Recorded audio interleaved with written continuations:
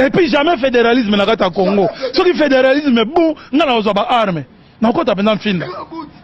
Nga pendant ce qui fédéralisme na kota finda avec arme. Na ko linga fédéralisme te. Le Congo sera un, restera un, indivisible. Indivisible, blague te. Parce que mon gars la Moswahili, mon Congo, Tatabo, Moulouba, Tatabo. Mais pourquoi tu Kabwana? Ouais, ça va. Ça va. Actualité est dominée dans l'accord de principe au Congo et signé dans Rwanda. Makele salama trop. Et c'est bien. Les hommes qui Congolais vont s'intéresser dans Mboka na bango. Je crois que ce qui, moi c'est pour la première fois dans mon accord de principe en Bachango, na mesa ke batunyo so ba yoki yango. Ce qui baza osala on a accord tout, ata accord ba chinois, ata accord ya ba canadien ndenge bazo ba mine na biso ya kibati wana tout ça, engeza la bien. Donc il y a quand même une innovation moko na ba démarche ko ya fachi tant on signer ba accord ke batunyo so ba yebango. Je crois que ba point de vue à bateau, est à peine nécessaire, tous on toujours dans ndenge mo mabete. Et ko EDP bato baza na kati ya négociation de façon que rapport final va tenir peu compte ya ba point mususu ba congolais baza nango na ba hésitation. Mais là où ils ont sexanga ezake de voir que non ba congolais au baza soutenir M23 nananga à 100%. Ba vanda ba leka ba sala ba émission ba loba ke fatia teki Congo. Ah c'est là où nazo mona que non à un moment donné nous de to comme na problème au sérieux na niveau mutu. Tous wakade nanga koma kiti na Kinshasa. Est-ce que l'intégrité territoriale à Congo est à respecter? Est-ce que la souveraineté à Congo est à respecter? Est-ce que la transparence en minéré est à... Non, parce que tout est bien que non. Batbazo Bunda est armée rwandaise. Mokili Mombe est bien. Même à Tabato bazo soutenir M23. Tout qui ba journaliste na bango ba communicateur na bango ndenge ba lobi ndenge bazo lela ndenge bazo condamner nanga ndenge nini ndenge bazo condamner Kagame ndeni Kagame pourquoi tu nous as abandonné. Donc c'est Rwanda ndenge mutenga za wana tonga to se retrouver mamsusu na un premier ministre rwandais na chef d'état-major rwandais na ba service à sécurité tout ya renseignement tout rwandais et na mixage na brassage. Souveraineté à Congo ngezate, intégrité territoriale à Congo ngezate, transparence ngezate. Bonga boza bo teki Congo na prini. Donc quelque part, ce que bozaki na souci que ba teka Congo te. Jamais bonga bo soutenir nanga. Jamais bonga bo soutenir M23. Ce qui toke na bato bazo soutenir démarche à Semco. Va créer commission économique transfrontalière. Et Nanga Abechole est allé plus loin pour dire que non, d'ailleurs, va minérer tout ça là en Angonin. Ce qui va payer, nous agressé, nous agressé pour la minérer, oh, tout ça en rien. Donc il faut un mois de tout partager. On allait se retrouver autour d'une table avec M23, Nananga, côté Mususu, na Rwanda, Burundi, Uganda, donc on se retrouver pena Congo côté onakati. Parce que tout ça c'est une commission économique transfrontalière. Oizo balbas qu'on a comme minéré na biso. Congo tonga tous en positionné. Parce que tout ça il est au point de vue armé boena bo tout ça. Tu reconnaître que non, en tout cas tous en position de faiblesse. Donc tonga to qu'on en position de faiblesse parce que Congo ngaza yemoko. Nananga na M23 na Rwanda côté mususu. Congo elingete kama na prinine. Et là vous avez soutenu ça.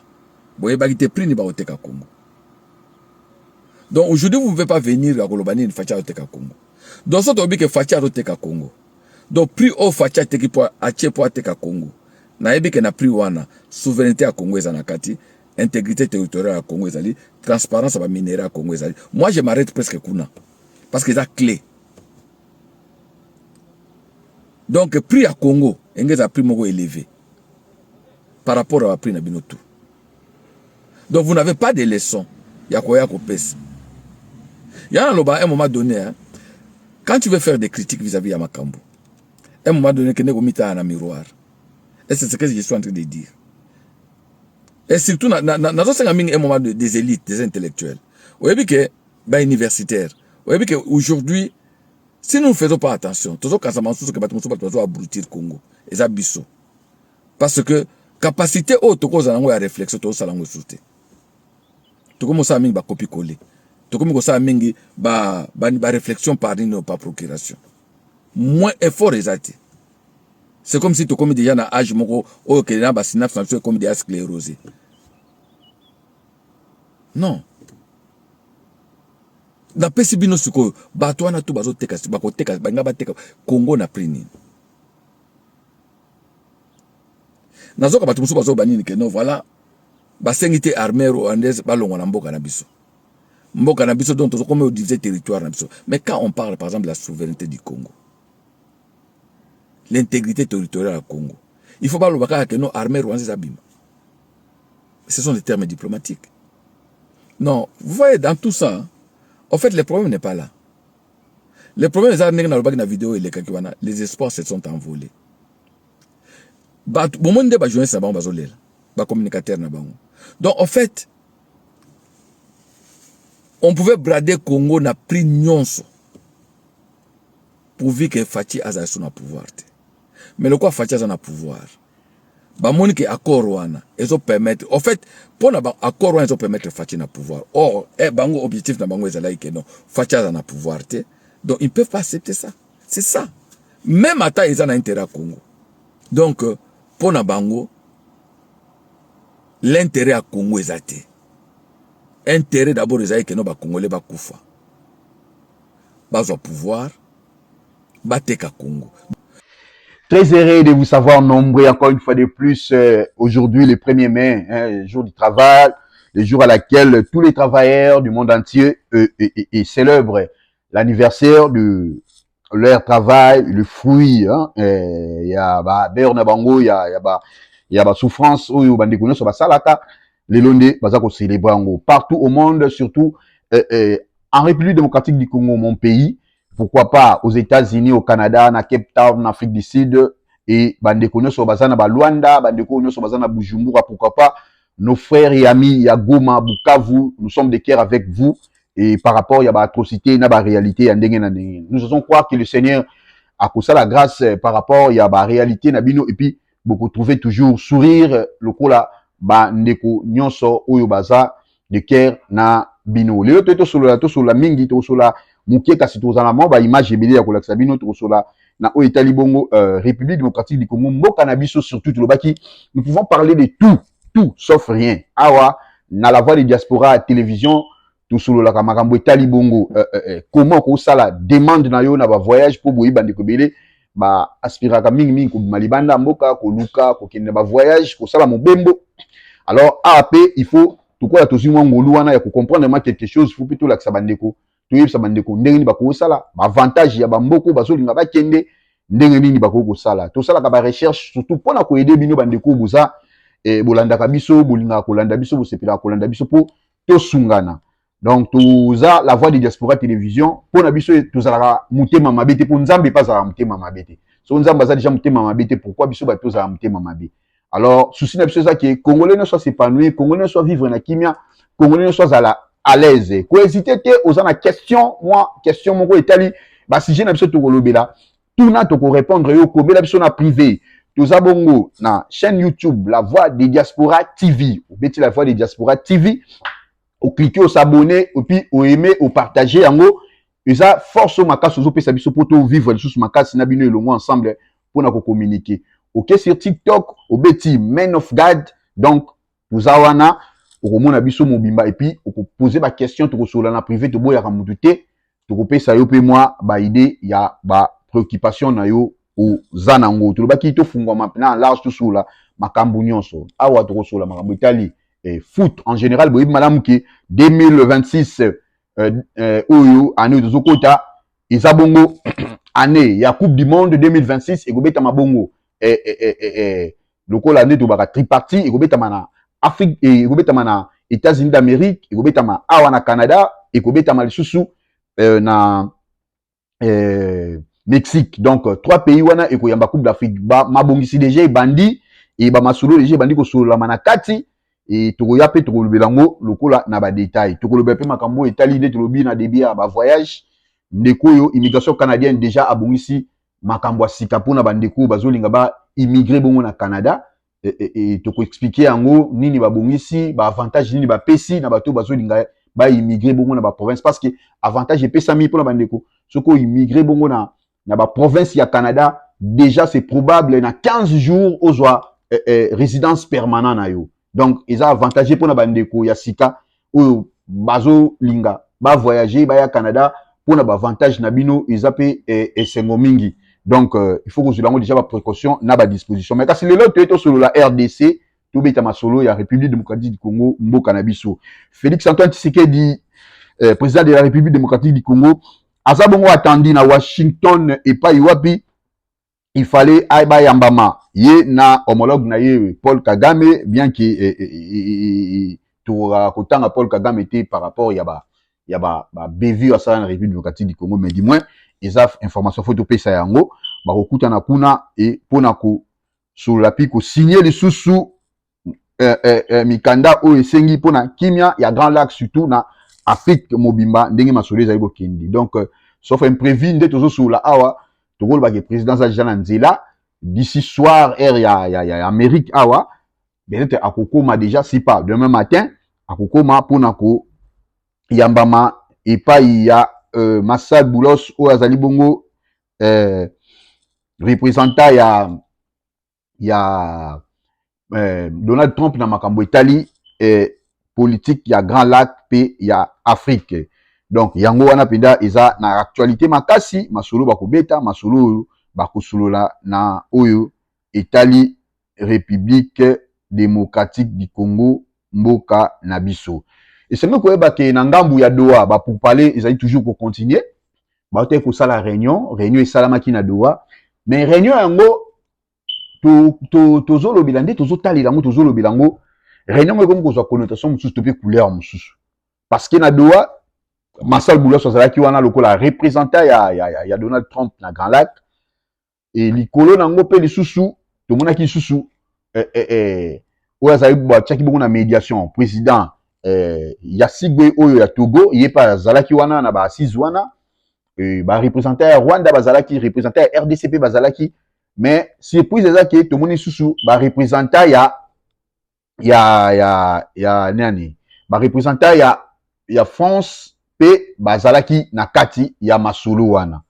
Donc tokolobaki France na balolenge mususu azodiembela RDC na ba intérêt. Pourquoi? Parce que tant que tu sengaki RDC sengaki bongo lisungi ya ba pays ya Europe pour na ko aider ko mettre fin à guerre oyo France a se prononcé quitter. Na police coup to yebi que France de bande ko contribuer ko sunga le Rwanda pour na ko attaquer République démocratique du Congo d'une manière ou d'une autre parce que les intérêts aki ba minerie.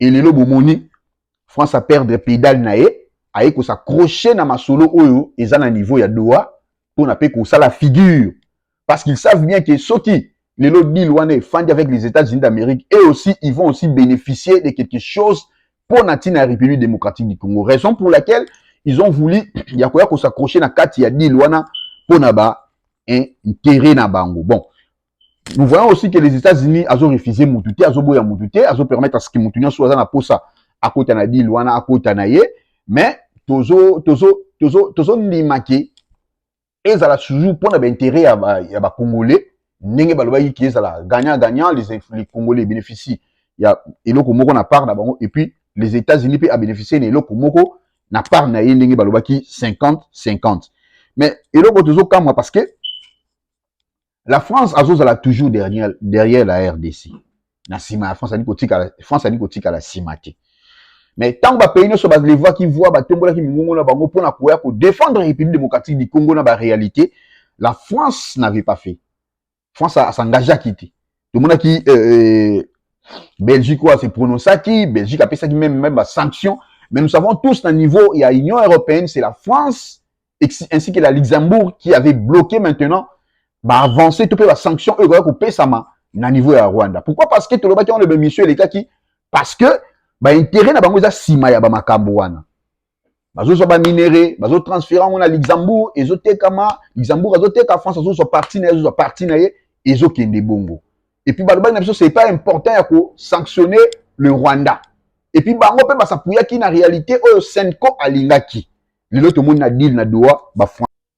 Raison pour laquelle toujours senga na ba Kambia République démocratique du Congo, base à la claire na deal oyo et puis base à la vigilant. Parce que dit les États-Unis d'Amérique ainsi que la RDC. Tomoni Qatar peut aller à s'appuyer parce que Qatar peut travailler en commun encore on a les États-Unis par rapport à ma partenariat na bango parce que ceux qui ba causerie on est qui na niveau Qatar les Qatar qui avaient voulu que et les États-Unis qui avaient voulu que et qui na niveau à Qatar ba si joine salema pour na batala ndengini évolution. Le kola na niveau à Qatar ba M23 ba banda ko compliqué toujours na ba besoin na bango na ba posa na bango na ba sentiment na bango et les États-Unis a jugé qu'ils vont à récupérer maintenant ma solo et zong à niveau États-Unis d'Amérique pour que bango moko ba statuer. Yango bomona ki le ministre des Affaires étrangères République démocratique du Congo madame Thérèse Kaikwamba na ministre des Affaires étrangères Rwanda ba signé ki bongo ba accord oyo banda ki déjà coupé ça ba avant projet pour na ko kende na maintien ya paix.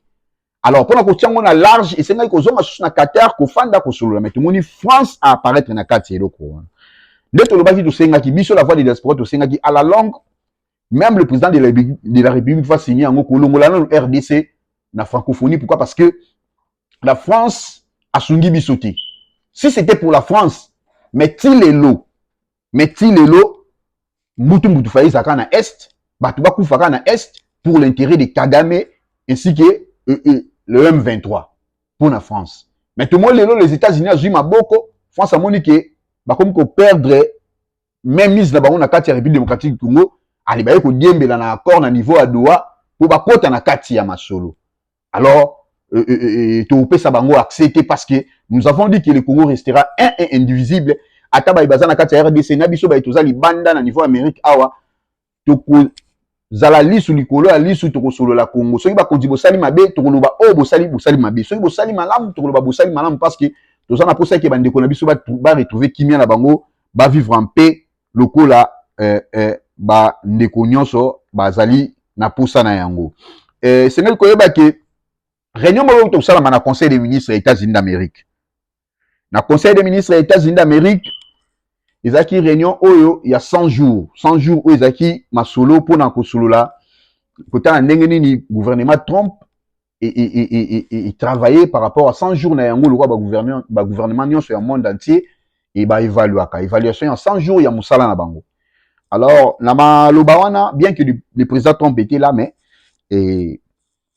Marcel Boulos ou azali bongo représentant ya Marco Rubio plutôt ou azali bongo secrétaire d'État américain azwalaki mutu a dirigeaki ba assise wana pona ko présenter nini o basalaki na nini o bazokana ko sala na mikolo ezali koya.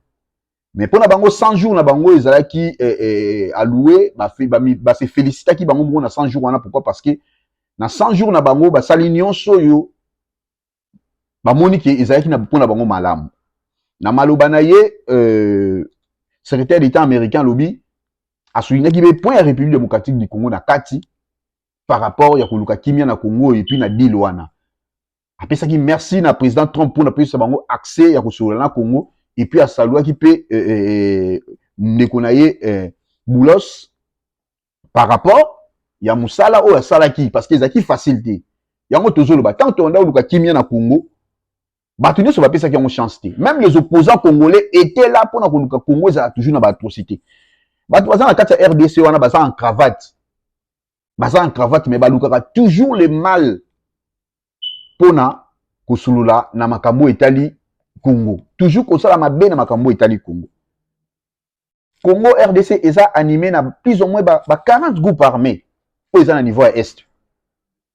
Donc ça signifie que même les politiciens, oyo baza na kati ya politique ya RDC, baza ba oyo ba alimentaka ba groupe armé wana na ba moyen oyo bazoka. Vous imaginez mutakoza na Sénat, mutakoza na Assemblée nationale, mais vi ba emolima bazo pesa ye lokola mbongo na ye ya musala zo sala, azo mema mbongo wana pona ko sunga ba rebelle pour que babundisa République démocratique du Congo to pa baboma ba imboka ya Congo po ba bénéficier na ba intérêt wana.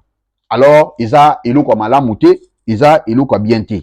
Raison pour laquelle les États-Unis d'Amérique ayaki abeti c'était na deal wana atali na en tête na bango nyonso c'est le Rwanda. Parce que au-delà de tout, Rwanda nde azos livrer ba militaire ne pas envahir République démocratique du Congo. Ayeba yi question soki to bandi ko frapper na Rwanda ba oyo nyonso baza na bango eloko te. Ndenge mo président ya mboka lobaka ki baza ba koki vide, baza eloko te. Les autres PC raison parce que le baki a solo laka na ba patente. Mais tant que le baki a ba nyonso déjà ki makelele. Oh boy ba to le baki ba ko koloba. Mais le mon anu clair. Po na masolo na ba ya o ndenge ezokindi. Ba M23 ba na place te. Et place tu ezakaka Rwanda nde azo ya o signer, Rwanda nde azo ko chama loba, Rwanda nde azo décider. Et si ka moko te ba bengisi nanga po nanga intervenir. D'ailleurs nanga zoya peut-être na ba 3e 4e place après ba 6 mois ba makenga ndi azoya parce que na doa ezaki ba makenga mutu bazalaki na Qatar pour mona ki AFC azaki na place te. Raison pour laquelle les lopé bazana des bandades bazoya bateki ba kosala nini pour que ba luka pe ba tia ba na kati. Sauf que ba sango ya République démocratique du Congo ne bazo benda pe M20 bazo benda pe AFC pour na kolaksa pe AFC azana intérêt na kati na ba opposant ya République démocratique du Congo pour na koloba ki bango pe ba na kati ya du luana et ba bénéficier na yango. To landana nous image o ya conseil des ministres ya États-Unis d'Amérique na évaluation à 100 jours na bango ndenge nini ba solo la ki yango et puis to zonga juste après. Processing of passports ever, and we think it's a good way to build the momentum to be able to do the visas. 2 last points I want to make. We have a great team that you've built. I want to especially acknowledge Steve Woodcock. This is a person that doesn't have to be doing what he's doing. He has a very good life in Miami, my hometown as well. He has worked incredibly hard, has done it without any agenda, and we need to acknowledge him. I want to acknowledge Mr. Boulos as well, who did something really great last week. They told us this war between the Democratic Republic of Congo and Rwanda is an intractable. It can never happen. It will never happen. I sent Mr. Boulos, your envoy. A week later, I look on my schedule, the signing of a declaration of peace between the Democratic Republic of Congo and Rwanda. We signed it at the State Department last week. We hope it will lead now to a lasting, permanent peace that we hope to invite them back to Washington to sign. So 2 great, and we have a lot of good people working on our teams as well, but these are 2 great people. Mike Waltz alluded to this earlier, and this is the last point. In the first 100 days of the 47th presidency, 47 wrongfully detained Americans have been returned to the United States, thanks to your leadership and the diplomacy that was exercised to make that happen. 47 for the 47th president in the first 100 days. And that's all credit to you, Mr. President. Thank you for the honor to be able to serve alongside you, for you, and alongside all these excellent people. Thank you very much, Roger. Really great job. So, I've been involved in... Donc, c'est vrai que nama solo na bango ba utiko solo na niveau ya États-Unis d'Amérique na gouvernement na bango na kati sika ba sijaki masule zalaki. Donc, pona ndeto lobaka mboka na mboka à travers pour son intérêt, même la République démocratique du Congo, ils en ont intérêt. Ce qui Mobutu kuta lobaki vaut mieux ça la deal na diable pona koluka kimia na RDC. Akendaki plus loin, mais c'est-à-dire ils ont été pour na koluka ko laksa biso ko démontrer biso que donc kimia RDC ils ont coûté plus nion ce que ça là pour que qui RDC soit kimia. Tous crier ici, il faut Congo. Tobunda na Rwanda. Alors que armée ya Congo, ils ont armé aux qui déjà infiltré dans brassage et mixage et salema depuis. Bandeko boza na TikTok, bandeko bozo la nanga sur YouTube oyebike. Na armée ya RDC mobimba. La plupart ya commandement nyonso ezaki na nord et sud Kivu. Les commandements ezaki toujours contrôlés par les Rwandais. Toujours contrôlé par les Rwandais, à la ligne, partout, Bukavu, Uvira, presque, naba walika les nyonso, même ils ezalaki. Raison pour laquelle bomona mboka msusu bazango na facilité, ba sali effort, moko te ba koti ba arme, ba koti ba leki, ba pusani ba kei. Siko moi ba mboko etikala ki muke pona ba tendre kisangani te, lokola bazana contrôle ya bateau et bazo gouverner sika wana te militairement. Raison pour laquelle ils sont bloqués ba mona ke moye ba avancer ezati. Et ils pensaient que le Kola va côté, bazui Goma, bazui Bukavu, ceux qui va pousser, va côté Uvira, poussa na Kamanyola, ba poussa ni, mamuni Kisangani, ba koti Grand Katanga, et puis, bah, c'est progresser vers Kinshasa. Mais, et puis, si bango accès, pourquoi parce que, bah, écoutez, na bloc, mogo, ou relaxi, qui est, accès pour na bango, izaki, na makambo wana. Ba, meki na ndenga, ba, mbongo, ya ko corrompre, ya ko pesa, ba, mbongo, pour na ko corrompre, ba, militaire. Bien que ba, militaire, msou, bazaki, ba, mbongo, mais, nyonso, ils ont fini par koyeba, na, pourquoi parce que, le Boko Nzambe, eza, l'Ikolo, la République démocratique du Congo. Mes chers frères, ça fait 30 ans ya atrocité na RDC. Congolais monta ko sepela nango. 30 ans. Yoko to fandi, oloba oui. Nanga aya, toza na posa nanga ya. Et tu sais que dans nyoko biso nanga ya ngala lo barango. Tu sais que da ko signer na deal na elelo akeye azu famille na mo signer na bana ba kimi na ba akeye na bango. Kongo mute ko empathie. Kongo mute ko yoka pasi wana. Kongo mute ko empathie. Mutu moko ta kozana contrôle ya ba Rwandais. Et puis et ils savent makambo ba monana musée Laurent Désiré Kabila sala bango. Ba yebi que cette fois-ci ba ko sala erreur wana. C'est raison pour laquelle Michel Zaïki a tout pris ce qui ba koti. Bateau ne soit tout na ba pesi ba maboko ba ko bénéficier de l'autre. Quel est cette politicien yo yé pour oskamba mboka na pour mboka na mobi obanda na ko buma o bomi ba sa ba congolais to ba congolais. États-Unis a sali 60 a évalué 100 ans na yé. Et pardon, a évalué 100 jours na ye. Ya musala ou basali, ya gouvernement Trump. Mais malobali bosso secrétaire d'État américain lobby. Objectif la mauvaise aki ko travailler pour na amour non ya mboka na bango. Bon na kati amour mboka na bango. Ko sala un Amérique plus fort, un Amérique plus riche et un Amérique plus sûr. 3 points on les a soulignés. Bah eux qui sont niqués, bah il faut pas non fort. Parce qu'ils savent que tout autour de la bango Chine azali, azocha panzi di kolo quoi grande puissance et bambo comme ça pemene mais alobi il faut ça l'Amérique moko ba ça l'on fort. Yami balé ba ça l'Amérique riche, raison pour laquelle Trump a le baki intérêt na bango za yaba américain d'abord, tout d'abord. L'Amérique pour les Américains. Tu regardes la mission mususu bomona autobi to la sabine neni bomona bazo benga na batu na kati États-Unis d'Amérique. Et comme donc, à tous en papier, à tous en na dream card na yo, ba pesa yo. Mais ce qu'on coûte na ba ice na faut pas ba zuyo. Déportation qui. Et puis déportation ba otinda mutu na mboka na ote mais ba otinda yo na ba mboko ba poni. Mboko ba sepeli ba ke ba bwa ki yo kuno ki. Tango zo no vérifier mi kanda na za ordre de retard déjà so ba déporter au ki. Na masolo ku boyebi bazolinga batia Rwanda lokola pays pe ekoyamba ba migrants bato musu ba kobinga na bango les États-Unis ba kifanda bango na Rwanda mais wana tozomona ngo eza bien te po lokola toza frontalier na Rwanda mabemo eko ya pe à la longue et donc on est rataki na Grande-Bretagne mais ekomi sous États-Unis pe akomi na posa atinda ba migrants bazobinga na États-Unis na niveau ya Rwanda. Or tous toyebi que Rwanda za suna mabele espace te. Aussi longtemps que Rwanda a combattre la RDC, ils a cause nango eza mabele. Raison majeure eza mabele ba luka espace parce que lukola bazo bota bazo comme mabele espace ezo zalaté. Il faut pas luka espace ba luka on a Congo. Maintenant ba migrants aux États-Unis d'Amérique au bengana. O bazo bengana, o bazo supposer que à la longue parce que ils bazo tala nam. Ba kotinda ndambu na Rwanda, ndambu na Libye. Siko ba o ba ye na Rwanda on a ba migrants ba ofande la wapi. Parce que ba bandi o baza ba États-Unis ba migrants na États-Unis zo nga bengana na baza ba bandi ya blague te. Ba bandi ya blague te. Ba bandi ya blague. Ba tu sala ba 25 ans na ba prison. Et tant que ba criminel à ma casse. Ba extradé ba musko na Rwanda. Devinez suite ko sala ndenge nini. Raison pour laquelle tozo ngaka ko lobaki ba kambi ya Congo faut fungula misu à la ligne na makambu nyonso. À la ligne na makambu nyonso. Tozo na plus ou moins 4 frontières to 3 eza biso na Rwanda na ba ndenge belé. Na ba giseni na ba nzela nyonso wana nyonso. Alors il faut attendre makambu zongi normal, il faut qu'on veille et puis qu'on tia commandement ya bien na ba niveau wana.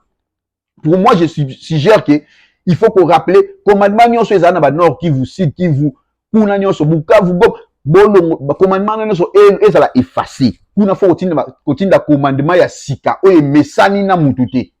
Commandement ya sika koma kuna oyo mesani na mututé. Commandement ya sika wana so ko kuna ezala très important. Parce que tout le monde a un temps niveau RDC. Na kini toyeba to tchaka police liboso ba porte ba ndako abatu.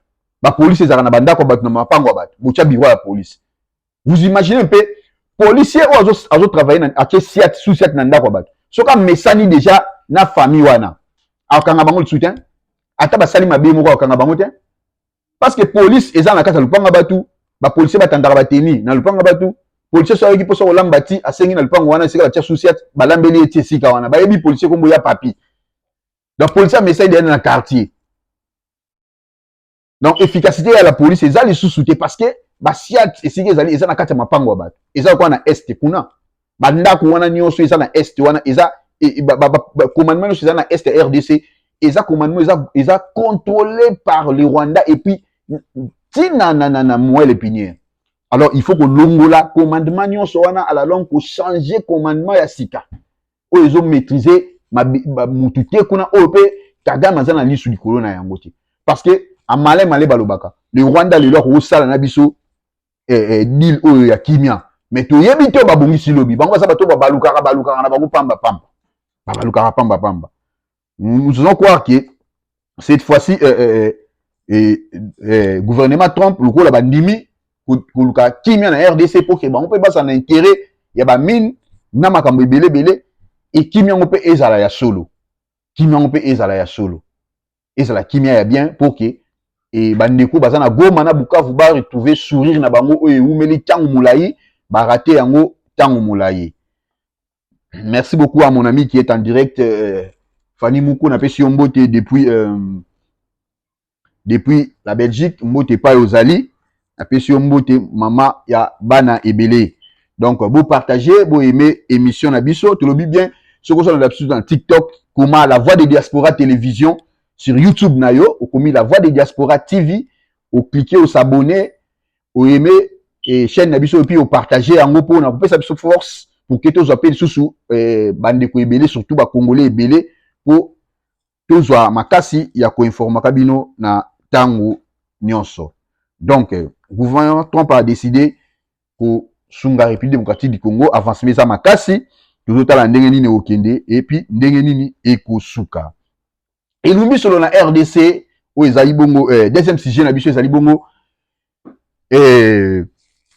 Constant Mutamba où ezali bongo ministre d'État, ministre ya justice et garde sceaux oyo a salaki bongo a signifié ki bongo procureur judiciaire militaire contre Joseph Kabila Kabange, ancien président ya RDC na qualité na ya président mais na qualité na ya sénateur à vie.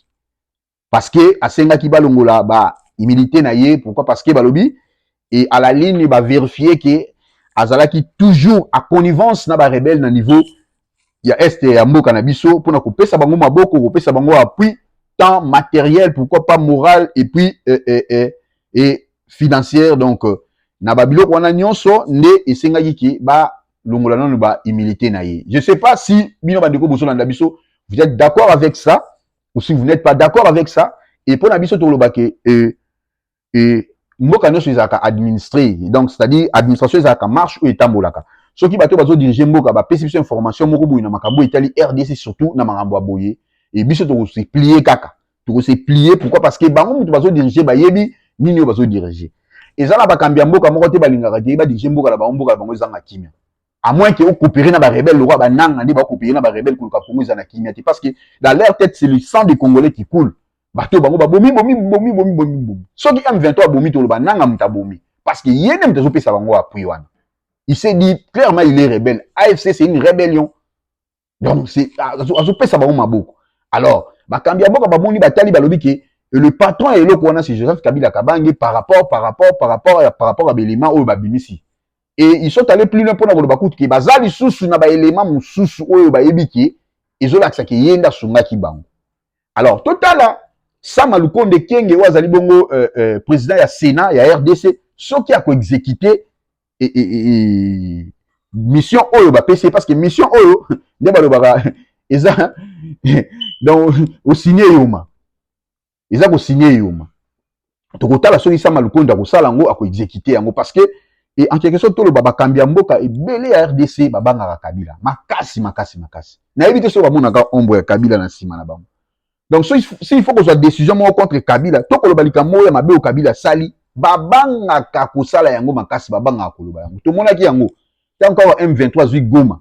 azui Bukavu na Kinshasa po politicien telema aloba ba politicien so bakoma gi bushbe misusu bakoma gi ona ngezo baswe na poto bakima na bango ka bagizo baswe na poto ba moneka donc ondire nanga komika na Kinshasa pembeni wana pembeni na bango alors que guerre ezaka facilité yemo Kagame alobaka ngo na yiba ngo avant makambo ba guerre oyebanda Kagame alobaka ngo soto kina guerre ba dépense kozala ebele esengaka mbongo esengaka armement esengaka nini oui parce que soki guerre ezaka facile mais Russie a déjà Ukraine bandaka so guerre ezaka facile pour na mona que guerre ezaka facile na kata guerre comme na tamo be to tika pe minduki to solo la bo solo lipe to banda lisusu bo bandi lisusu donc guerre ezaka bongo tant pénurie ya mbongo comme ikuna na niveau Goma ba M23 bazwa su mbongo te bo mona ba sabotage ba ngomela ko sala ba ngo tomboka bango na bango parce que ben intérêt et kutaniki alors total ça malukonde soko exécuter loko oyo donc batie ça malukonde devant défi ça malukonde soto lingaka Congo parce que c'est un piège ceux qui va sanctionner Kabila le président de la République bonga boloba oh boy oh ils aussi za protéger na ba loi yango moni ba tapé perdre bazaka mayele mabe basalaki parce que mayele na ndinga mabe zaka mabe batiaka ba mibeko oyo ba ibeke à la longue soki ba longwe na gouvernance ya mboka biloko wana eko protéger bango les lois qu'ils avaient votées basalaka yango pour que ba ibaki eko protéger bango ba mibeko wana nyonso les lois comme ko protéger bango ba même mibeko wana o immunité donc les lois oyo lobata ba ndeko msuba lobaka les lois soki député Congo botole au mwasi moyo funda ezate ata botole lupango parce que ba immunité na iso protéger donc avant que ndeko samba faut ba longolele ba immunité na yango pe matata pona la tiango donc moya samba la makama bukanga lonzo ezate pour nini ba immunité zo protéger et matikuna nana zo sungaye caméra zo sungaye moya ba lever ba immunité na ezate plus le caméra qui kolobaki Assegni procureur général de la République a retiré toute plainte contre Nani contre Matata Mponyo. Chers amis, comment on tozo kende wapi? Comment on tozo kende? Donc ba veste ba yiba na bango pour na bango za détournement. Mais ce qui moi na moko yibi na Pascal, ayibi na wenze ya Livulu, ayibi na wenze Selembao, wana nda les vols. Boye na ba caméra bo filmer, ayibi bo talisi na ba TV, mais ba costume quand ils volent, ba monter à minene, so ba sambisa ma komi asa protégé. Immunité est protégé. Ba ressortissant mboka na ya province na ba boya na lettre na TV ba bi nous les ressortissants de boye. Nous demandons que ndeko na biso nani bakanga yete boye. Non, il faut mona mboka moko meli eza si et là.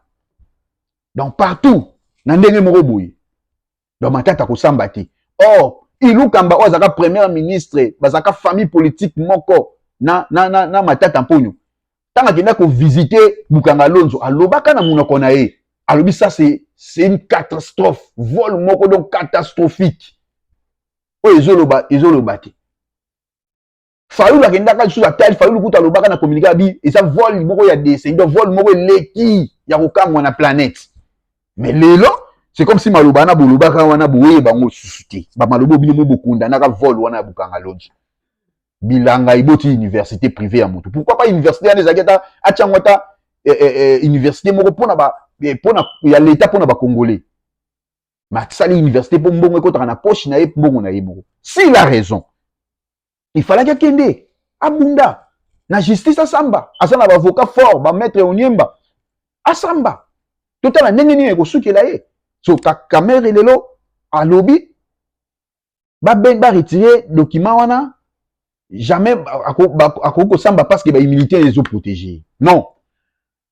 Il faut baluka lo msu pona ko sala wana pour kipona ko bongisa balwana. Ba bibe ko wana nyoso na ndenge ba bibe ko ya ba président de la République. Ata lelo alongi na présidence ba ndo kufuta ye kaka mbongo. Ba ndo kufuta ye kaka mbongo mboka. Asana ba avantage ya ba soda. Asana ba avantage ya ba prime. Asana ba avantage mituka na ye bo ndo sombela ye ya chaque année ya sika. Donc bon mona ki ezaki na ba loi o ezaki taillé sur mesure. Ba yeba ki à la longue tozana ba poste te me ba loi ne ko bomba biso ko sunga biso. Non. Peuple congolais faut fongola miso. Biso nde ba peuple o assez tozo empathir, biso nde tozo souffrir. Biso nde tozo kapasi. Alors ça part de notre intérêt, il y a ko linga Dieu.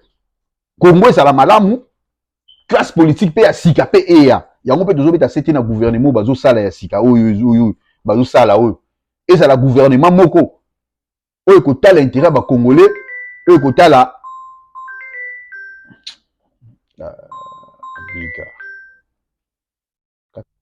yango mpe tozoloba na gouvernement oyo ekota ezala gouvernement oyo ezala mpona intérêt ya bacongolais mpona bien ya bacongolais donc Sama Lukonde tozozela toyoka mpe yo mpe soki olobaka alobaka mere ke mwa olongola baimilité ya Kabila eza te alors tokoyeba sikoyo kostatue bino koyeba soki boza kotravaille mpona bien ya Congo to mpona bien ya bacongolais te donc esengo na biso ezali que rapatriement ya bamilitaire mpe bapolicier oyo bazalaki bongo boyebi ke ntango bitumba ebundamaki na aéroport ya Goma avant ba M23 bazwa Goma ezalaki na basoda na biso batiaki résistance makasi wana bien qu'ils étaient trahis mpona bacommandant na bango na commandement batikalaki lokola bana bitike alors basalaki mwa sagesse ya kokima na kati ya baenclos ya MONUSCO babatamaki na baenclos ya MONUSCO esalaki ba M23 basimba bango te parce que baenclos ya MONUSCO eza lokola ambassade oyo bango bakotaki babatamaki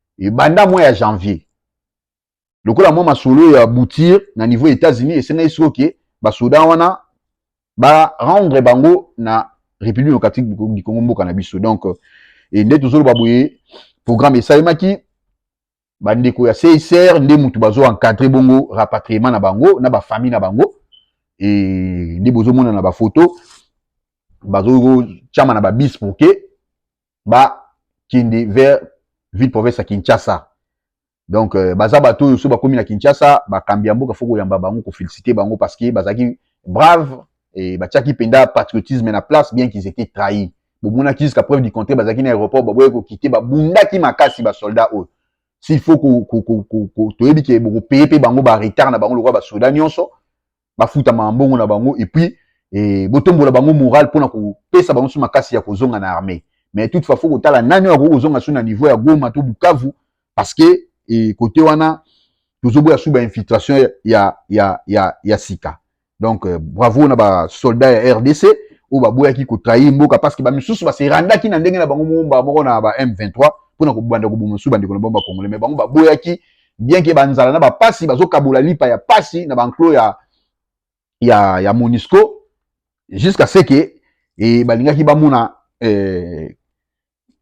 kimia na katikati na bango alors projet oyo esali malamu mingi pona ko rapatrier bango kozongisa bango na kati ya RDC et pardon na kati ya Kinshasa parce que baza ba soldats ya mboka bagiraka sur les drapeaux pour ba servir mboka alors il faut penda ko soutenir bango et puis ko pesa bango moral ya makasi et kozala penza malamu mingi donc esengo oyo bakina niveau ya Bunya ba casque bleu na biso pe bazali kuna ba casque bleu bazo travailler na niveau ya Bunya ou bazali na formation pour na ba soldats na biso na niveau ya guerre pour na ya jungle c'est-à-dire guerre à Zamba ba ko silisa et puis ba remercier ki pe bango na musalo basalaki pour na ko former ba soldats na biso pour na ko yeba ke bien que tout ça na guerre mais na partie mususu ya RDC ba soldats bazo la former bazana Kamina bazana Kibumango bazana ba ka ebele bazana Kisangani na ba kankuna bazo la former pour que lobi ba ko panzana na RDC mo poto zana na armée ya makasi biso za espoir que tous en armée ya makasi parce que misala les okende bien makambo okende bien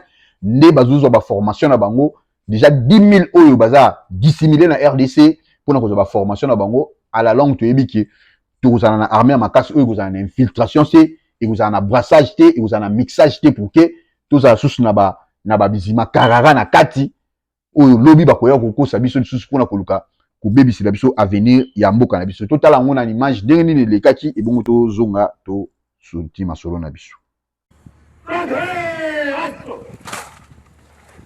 Chez nous, les militaires, on reconnaît les efforts, les sacrifices des militaires en lui donnant le médaille. Et avec nos partenaires Bangladesh et même indonésiens, nous avons connu des résultats considérables. Et non seulement dans les opérations, mais aussi dans la formation. Nous avons aujourd'hui plus de 2 bataillons que nous avons recyclés. Et là sont des unités qui donnent vraiment de bons résultats sur le terrain. Nos missions, c'est toujours la paix. Nous recherchons la paix et conjointement nous travaillons ensemble, que ce soit du côté opération militaire ou du côté non militaire. C'est un apport très important pour nous. C'est pour montrer la bonne coopération que nous avons entre le FARDC et la MONUSCO. Et sans oublier aussi la police MONUSCO et la police nationale qui sont en train de faire un bon travail sur le terrain. Pour le moment, la province est en train d'aller dans le développement et je crois que chacun est en train de comprendre que la paix et c'est le développement.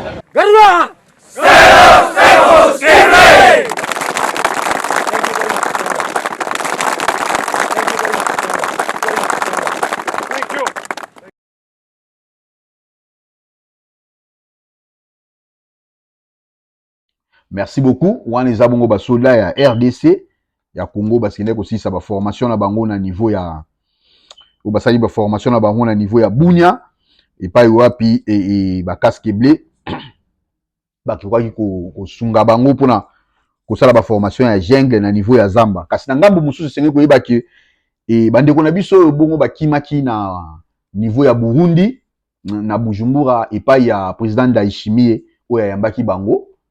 Bande ko na biso bakimaki guerre côté wana bazaki ebele dans des millions bakimaki. Bon na motema malamu ya président Ndayishimiye ou ya Uganda ya Burundi plutôt azwaki bango akene ko installer bango mwa musika ya capitale basali bango ba tente na ba organisme mususu ezaki kuna batiaki bango ba tente pona koluka kopesa bango mwa muke espoir ko yebisa bango ke baza le bienvenu na kati ya mboka na bango et ba encadraki bango et surtout balandela pe ba santé na bango bien que ba msusu bazana baza ba finaliste le rôle bana ou banga basala ba examen d'état kasi le rôle bazali banda ya RDC kokima ba guerre ezaki mwa pasi pona bango na ba programme yango ndenge ezali mais c'est mon appui ça que gouvernement congolais alobi voir même na niveau ici ka bazaleli ba kosala eloko mo esala maki ba sala table examen na bango na quand il va déplacer ici bazali examen d'état na bango kuna pour que bazala na retard parce que quand tout va se remettre en ordre et bakozonga na bandako na bango bakozonga na bisika na bango bazalaka comme d'habitude mais bakozonga peut-être na ba diplôme na bango déjà donc c'est à dire que si na niveau baza bakosala ba examen na bango nde bozonga na ba image oyo tozimwa muke ezalaki bongo première dame Denise Nyakeru akendaki bongo ko visiter bango les sika baza ba camp de déplacés pour nous ça mon espoir et na malobana rassuraki bango que le gouvernement est en train de travailler na niveau ya deal na les États-Unis d'Amérique tango kimé ko kota ba koyeba ko zongisa bango na RDC pour bazonga na mboka na bango ba sepelaki et pe batuvaki esengo ya komona quand même que ba autorité ya mboka ba bosani ya bango te bazopesa bango surtout makasi yakokamwe ezali nini yakokamwe ezali ke le militaire congolais bazo compter toujours pour zwa ba salaire na bango ezana nsu ya robomba te te lobaki yango bien tant ba militaire ya RDC bande ko zwa ba salaire te les gens criaient ah ba bunda guerre na mbongo nini mbongo malonga nini bazwaka o bazo bunda guerre mbongo malonga nini boye mbongo bien mais boye ba détournement de ndenge sali makate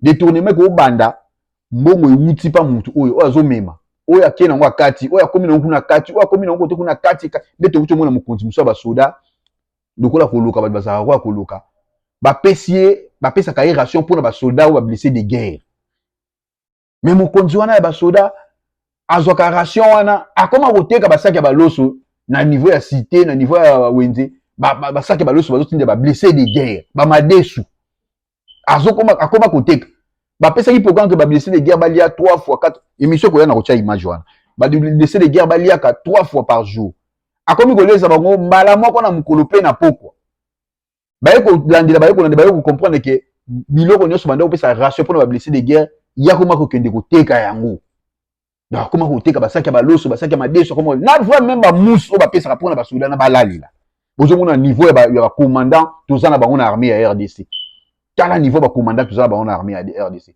et à la longue bolo baké ba soldats wana sont des bons parce que ba oumel l'armée. C'est pas dit que un généraux pour monter à la généraux, il faut à la ventre monene, il faut à la mutumuro azana na apparence moko il faut à la généraux non. Tout le monde Mamadou Ndala na mukene azalaki mazaki décisif, azalaki déterminé. Pourquoi? Parce que ayebi que le Congo n'est pas valoir pour naïe. Le Congo est tout pour lui. Et puis il agira par rapport à servir armée. Ayebi que ça peut arriver que à Koufi na champ de bataille. Et sa mission régalienne au Yandima. Et puis à intronisant on a katina hier ko lobaki nazak soldat na ko servir mboka le Soudan. Anota la ba galant o azaki na ngote. Les RDC na ba généraux coopérants, ba généraux affairistes. Et ce qu'on comprend de bien ba généraux nyonso bazala niveau est nord sud Kivu kuna.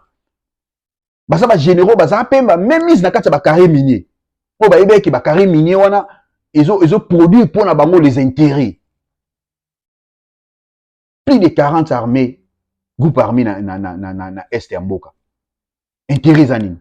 Raison pour laquelle on a vu mananga bazo ceux qui bazo bundalelo pour la intérêt pour les carrés miniers. Et là on me sous-souté.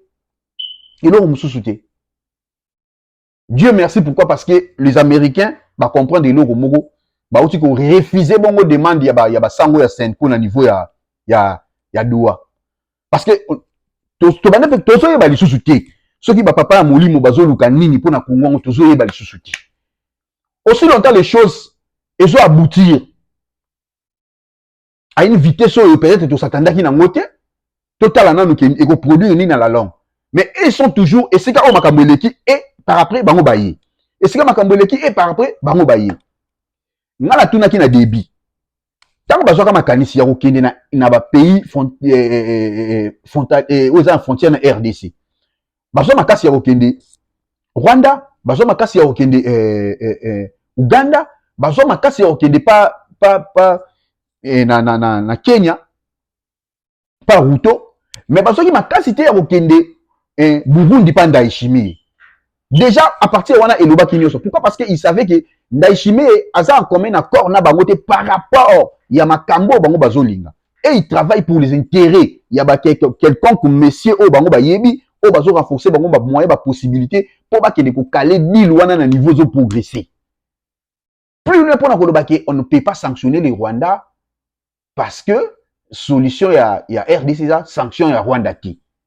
De messieurs qui sont des Congolais, mais bazobo ya sanction à Rwanda parce que babi Rwanda zo faire partie na makambo tali Congo te. Mais qui nous agresse? C'est les Rwandais. Ils ont agressé biso. Qui ont tué les Congolais à l'est du pays? Ce sont les Rwandais. Mais bino prêtre congolais bo l'équipe na olobaki sanction à Rwanda bozo mona ngoza na ngona tinati. Ba tenter au kende na Washington kuna ba yamba Masai Bouloso yamba bango. Soit bakutana ba mona ta intérêt mo okutana na Marco Rubio et simbité pan ali ba rebondir ba koyi siko na Qatar.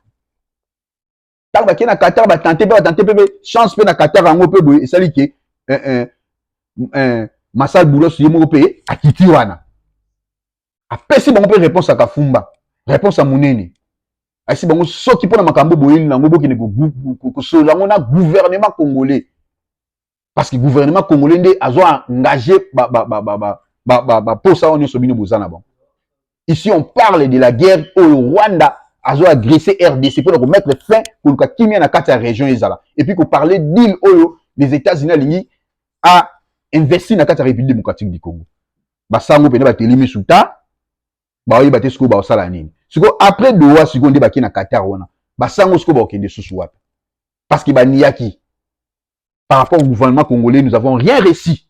Mais les Rwandais nous ont donné de l'argent et permettre biso penato tambola ba saluer des marches na biso boy.